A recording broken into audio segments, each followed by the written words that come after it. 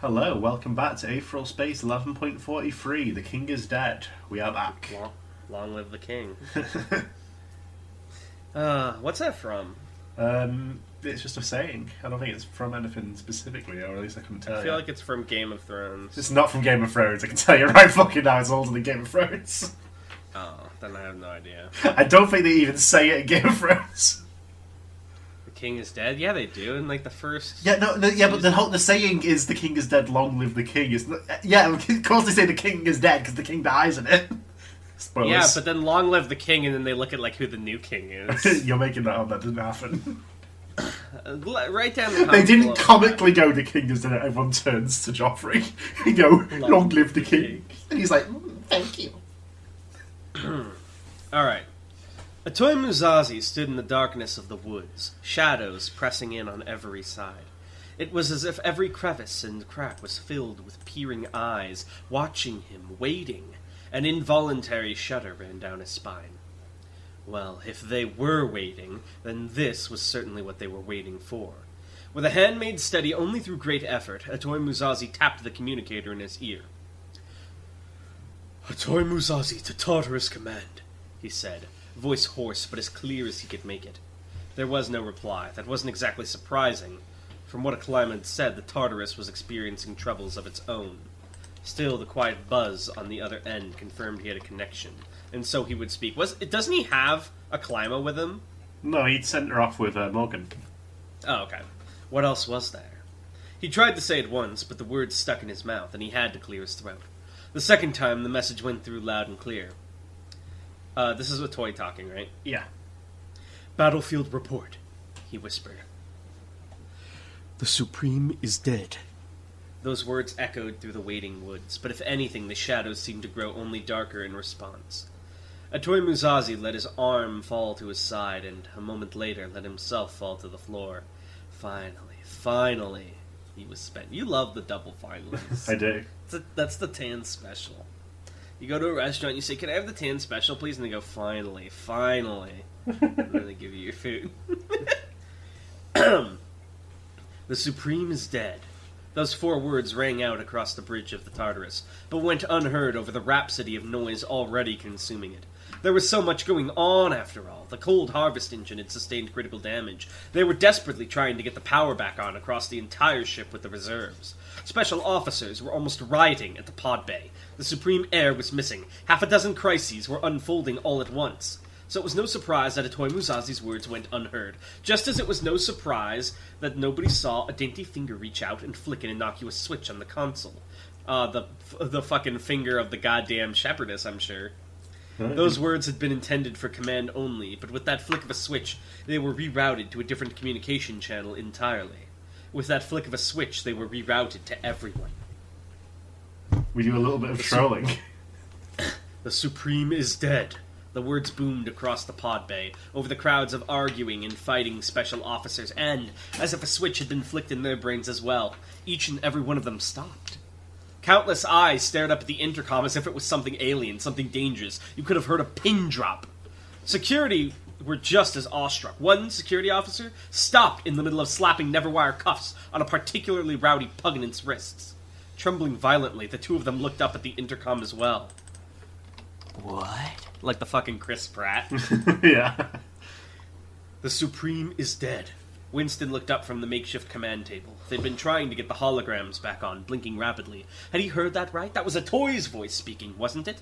The Supreme was dead? Was that really true? Atoy Muzazi wasn't a liar, but there was every possibility he was being forced to say something. Even beyond physical coercion, an aether ability could be puppeteering his body or manipulating his voice, but there was something about the way he said that, some certainty. Could the Supreme be dead? Given the ease with which the special officers had cut through Regiment Red's forces, Winston found it difficult to believe. But then again, there'd been a great deal of unexpected events, hadn't there? The attack on the Tartarus itself, communications going down, and the fact that they seemed to have lost contact with each and every contender. Zachariah Esmeralda had certainly managed something. So why the discrepancy between the quality of Red's forces and their results? Had the bulk of the fighting been for some other purpose than pure victory? Distraction, maybe? No. Winston realized. Many special officers had reported in early on about green feathers they'd found attached to their victims. Archive footage showed that Esmeralda's aether was green as well. Could it be? Countless pieces clicked together, one after another, all in the span of a second. Oh god, what was his voice again? Oh, it's like so. The Supreme is dead, he mumbled in confirmation, staring at the intercom. Besides him, Beatrice gulped. She'd been treating the injuries she'd sustained during the fight against Lily Albrecher, pausing mid-bandage as the news came in. She was shaking, a barely perceptible tremor running through her body. It was no surprise. For those who had never known another Supreme, this one was like the sun. They'd just been told the sun had gone out. Winston reached out and gave his sister's hand a reassuring squeeze. That didn't take any thinking at all. The Supreme is dead. Hars looked up from his labor for a moment, adjusted his goggles, then looked back down. So the Supreme was dead. Who cares? It wasn't as if the man had actually done much. Section Chief Hars. I was about to ask, who is this guy? This is the Section Chief of the Absurd Weapons Lab. Little I've tiny decided guy, it's there's the a voice little of a robot dwarf dick. now. Oh, fuck, never mind, I messed him up. So what? He's like the nerd. Better to think I'm more relevant than that. It's up to you. Like, he doesn't have to be a nerd. Like that. Well, he can't be a dwarf if he's that small. Okay. He doesn't have the hardiness to him. Like the thrill of discovery. Two of Hara's headless servitors carried Lily Albrecher's limp body through the cargo bay, smoothly securing it in a stasis module like an Iron Maiden. She'd already been thoroughly tranquilized, and the battle had done a number on her, but Hars found one could never be too careful. He hovered up high in his chair, looking down at the unconscious woman cautiously. The lid snapped shut, leaving only her frozen face visible, and Hars breathed a sigh of relief. If you guys don't know why that happens, when he types, a little name pops up, and I can't see it. When I use New World Order, it takes the world a second to catch up. Indeed. And Hars breathed a sigh of relief. He hadn't doubted his servitors' efficacy. He utterly adored them, after all. Human bodies with the heads replaced by an elegant auto-brain, seamlessly connecting with the pre-existing nervous system. He'd wanted to take them to the bridge with him, but was told their appearance would disturb the staff. It didn't matter. The squeamish were the closest to the blind, after all, and Hars didn't care to hear their opinions. This Albrecher girl was much more interesting. Is he still small, by the way? Oh, he's always small. He's a small squirrel. Okay, so I didn't know if that was his ability or if he's just... Okay. The potential she displayed sent shivers down his spine. The unique way she used aether, and her incomprehensible strength. Secrets, oh, secrets. Hars couldn't wait to tear them free and pull them into the light. This is like the beginning of every fantasy legend of like people who peer too deep into knowledge. It's like, you don't want to do that, Chief. So the Supreme was dead. That didn't matter either. Hars was alive, and he had a new sample, and the world was yet young. The Supreme is dead. Ascendant General Toll paused for a moment, cold breath dripping from his mouth as he looked up at the intercom. His first thought was surprise that the thing still worked. The maintenance tunnels in this part of the ship were nearly fully frozen over. The cold harvest reactor had all but gone critical. But for the time being, Toll's aether and pugnancy were enough to keep him warm. The man he was carrying over his shoulder, Ash Deldurin, wasn't quite as fortunate, but the infusion Toll was providing was enough to keep him stable. The Supreme was dead. Well, if that was true, he supposed it was Cadman who was dead. The dogma went that a Supreme who died was no true Supreme at all. If that was the case, they'd never had a true Supreme at all. Not even the first Azaz. Is it Azaz or Azaz? Azaz. Azaz. But you'd never find a loyal citizen who'd speak ill of the Lantern Bearer, even if he was false. Lantern Bearer also makes me think that he brought Aether, the light of the mind. My theory is growing, Tan. Wait, were you familiar with my theory? Yeah, I think you mentioned it. Yeah, in the patron chat. Tan, why is he called the Lantern Bearer? He bore a lantern. Tell me more about that. It was his weapon. What did it do? It made light, and it was infused with aether, and it fucked you up if you got caught in the light. You would get, like, mega tumors. Damn. So he's like a cancer boy? That his attack would give you cancer, yes. That's fucked up. That's not a pretty ability. I thought it would be something more heroic. All sorts of doublethink. There was surely more to come. Although I guess that's a good weapon against Gene Tyrants. Yeah, he could also, like, make it just, like, pure heat and, like, incinerate stuff. Alexander, so he's kind of like that, the lamplighter from fucking, what's it called? I guess, The a little Boys. bit. Alexander put a massive hand to his face and wiped away a tear that had not yet brewed. Whether or not the Supreme was dead remained to be seen. Until Toll saw a body, that man was still his Supreme, and he still had duties to perform. With the cold harvest engine failing, the ship would soon be uninhabitable. He had to get to the bridge and begin organizing the evacuation. Wait, what happens if the ship blows up to the prisoner? Well, he's not on this ship, he's on the Shasha. Oh, yeah, you're right. Is the Shisha here? It's not. Then he had to find out what had happened to the Supreme Heir. Then, and only then, could he distract himself with thoughts of loss. The Supreme is dead. Aklima lay still on the sheet as the medical personnel around her bustled to and fro, tending to the injured special officers around her. In truth, the doctors and nurses were mere puppets, formed from aether and set to heal, and that was the only reason they did not stop when they heard the news. Whether the moans of the people around her were from pain or sorrow, she could not say. She pressed her forearm against her face, teeth gritting until it felt like they'd shatter, tears running down her face. Tears running down her cheeks. Her vision blocked, she was free to imagine. Free to imagine the face of the person who promised her that he'd act in her place, promised her that she'd protect her father, promised! A toy Muzazi. Liar, she hissed, and her aether hissed with her. He didn't really have a chance, you know. It's not his fault Skipper's that guy. Are you the strongest because you're Skipper, or are you called Skipper because you're the strongest? Damn. The Supreme is dead. Roy Oliphant Dawkins knelt in the dark, the corpse of his son strewn across his lap. His face didn't so much as twitch in response to news of their victory. Whatever those words were, he found he didn't much care. He found he didn't much care about anything anymore. Wait, you still have a kid, right? Isn't Chloe his daughter? No. Was his son, Scout, his only child? Only son. Does he have any other kids? He has some daughters, yeah. We haven't met them, but... You can care about them. It was like half an hour ago, give him a break. I just, the way it was phrased is like, I don't... That's the only one I liked. The Supreme is dead.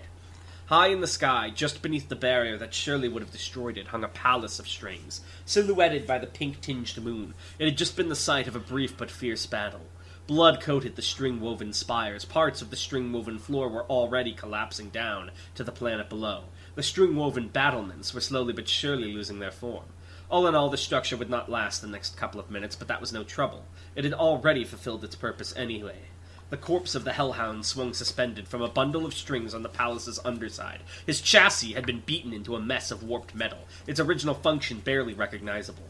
Smoke from overheated processors drifted up from the sparking stump of his neck. His head had already been torn away, plummeting down to the ground. Preservation fluid dripped from the broken casing that had once contained his nervous system, which now could only generously be described as slurry. In short, his death had been thorough, but he'd given just as good as he got. What? What? Oh. People are not going to be happy about this one. The corpse of Wu Ming sat in the string-woven throne at the center of the string-woven palace. Blood oozed from the hole in his chest, taking up the majority of his torso, soaking into his string-woven armor. His eyes were dull and dead, the consciousness that had previously driven them utterly absent. As the news of the Supreme's death came through, a string-woven hand reached out and plucked the communicator from the corpse's ear. Listening to Muzazi's words, the owner of the hand frowned. Dead, huh? They said through string-woven lips. Man, that's a shame. I wanted to fight him before setting out. Real 2 out of 10 move, man. Oh, so he's not really dead. He's been the string all along, hasn't he? Well, perhaps something else. Perhaps something else did explain. Well, we've seen Aetheral Awakenings. Is he an awakening? I can't go any further than that. Without another word, they kicked off the palace, leaping down towards the planet. In a few seconds, but he seemed like he had consciousness, because usually in an Aether Awakening, they're like a ghost who just... Well, it depends on what has soaked into their Aether, basically. But his Aether's emotion itself. Exactly. That's so... Just gets a free extra life. Basically. Without another... And he's stronger, too, because he's awakened. That's so good. Without another word, they kicked off the palace, leaping down towards the planet. And a few seconds later, the resting place of the two contenders utterly disintegrated. But wait, what's his dying wish, then? To keep living. Oh, fuck off! He's built different, his Aether's fucked. Can you kill someone that's been awakened without that, then? Well, yeah, you can kill an Aether Awakening. How? Destroying it. Jeez, I guess we need some fire for that string. The Supreme is dead. Deep in the bowels of the shisha, the man they called the prisoner softly smiled. I'm imagining one of those, like, anime smiles where it's, like, pointed teeth. Like, their face was just utterly, like, a line before, and then it's just, like, that sharp teeth grin. The time had come. The Supreme is dead.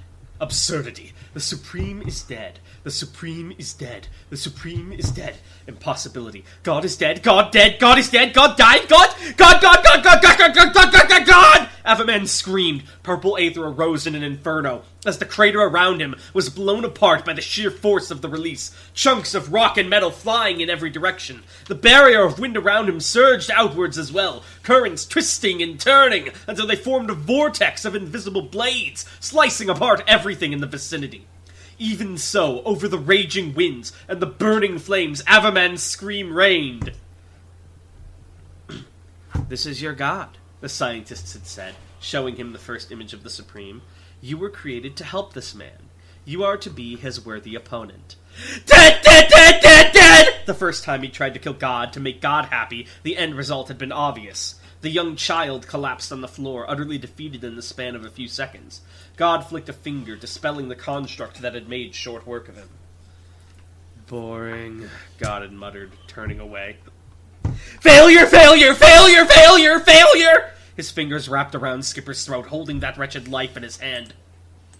No. When I deliver you to the Supreme, I will be praised above all others. I wouldn't put my own petty satisfaction above that. Oh, Skipper chuckled. And Daddy will finally love you? It's a long shot, kid. Kill, kill, kill! Kill, kill! Yes, that made sense. If God was dead, then everything was pointless. There was no more reason for him to exist, and there was no more reason for anything else to exist. He had corrected the deficiency, now violently, agonizingly. He raised his hand up to the sky, still screaming, purple aether blazing away from his eyes and mouth, and... Wait.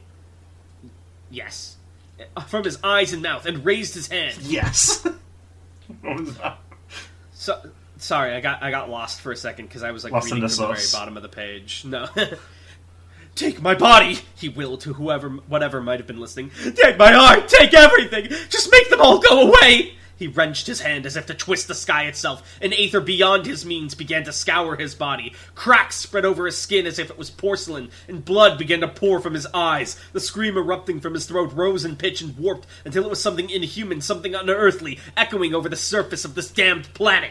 The wind was his. He could sculpt it into any shape he chose. A hurricane? No, more than that. He'd make a storm like nothing the universe had ever seen before. Take that... Oh, what's the thing called on Jupiter? I don't know. The big red spot? Yeah, the big red spot.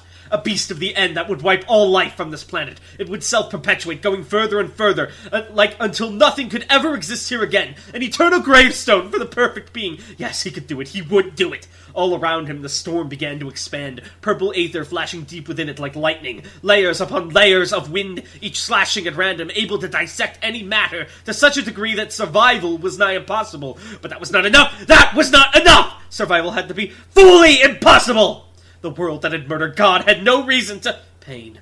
Mutely, little more than a sculpture of oozing meat and bone, Avaman looked down at the steel claws that had penetrated his heart.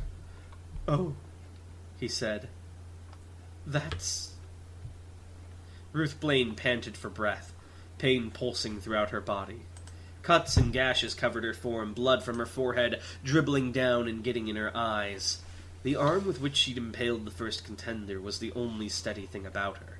Everything else was shaking like a leaf. It was understandable. She'd just committed suicide a dozen times in the span of a few seconds. That wall of raging wind had been right in front of them, expanding rapidly, and she'd done the only thing she could. She charged forward to meet it. That had been her first suicide. Her strength was spent. Using the direwolf set had been out of the question. Even the skeletal set had been almost out of reach. The best she'd been able to manage was a single piece at a time, a boot or a glove, switching locations as was needed for movement. The rest of her body had been utterly unprotected, hence the second suicide. The rest had come quickly. Third, fourth, fifth, sixth, a new one every fraction of a second. She'd weaved through the layers of invisible blades, feeling them scrape against her skin, each one centimeters away from a lethal blow. Seventh, eighth, ninth, tenth, every time closer to success. She opened her mouth and let out a scream of her own, passion leaving her body as noise, but it was drowned out by the roaring winds and their screeching master. It was beyond even a hurricane. It was an apocalypse, and she had made it through.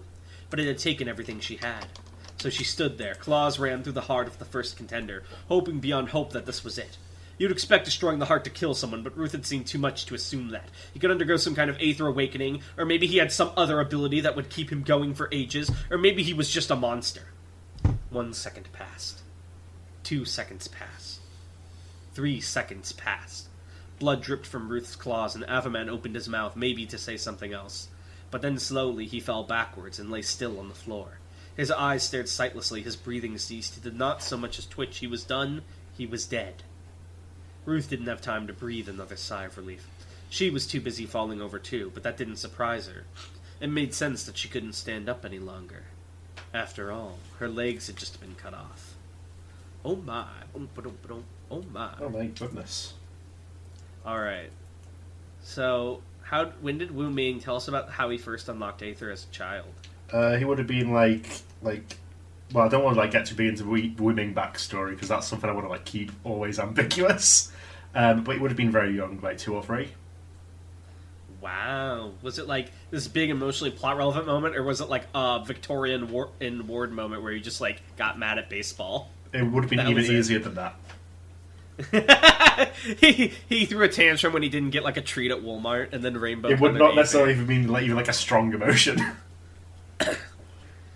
Don't you have to also reach for power consciously, though? Yeah, so it would be the first time he reached for power consciously would have been automatic waiting for unlock. Mother, give me back my pacifier. It's my toys up there. I see my potential. Oh, that'd be cute if he was string because he had cute crochet toys. That was the first thing he did. Aww. Alright, that might not be a good fact. Give me a fact. So, you just don't like it? Okay. Well, it's just a really short one, you know? I don't know what you want from me.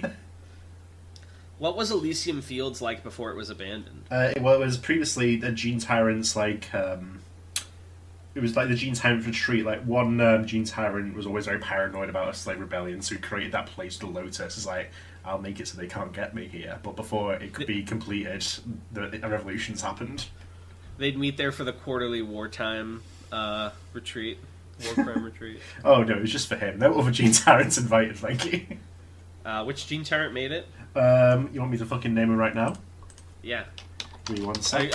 Are you Googling royalty queens in history? Of course not. It was Catherine. Catherine the Great. No, Catherine the Amorphous. I feel like that's the lamest title a Gene Tyrant could have. No, they were always jelly. They were a cube of slime. Oh, ew. Gross. Alright, well thank you guys for watching, and we'll see you next time. Oh, is next time new arc? No. You will know when it ends. How many more chapters are there? We're in the last couple of chapters, I would say. Alright. We'll see you guys next time. Bye! Bye!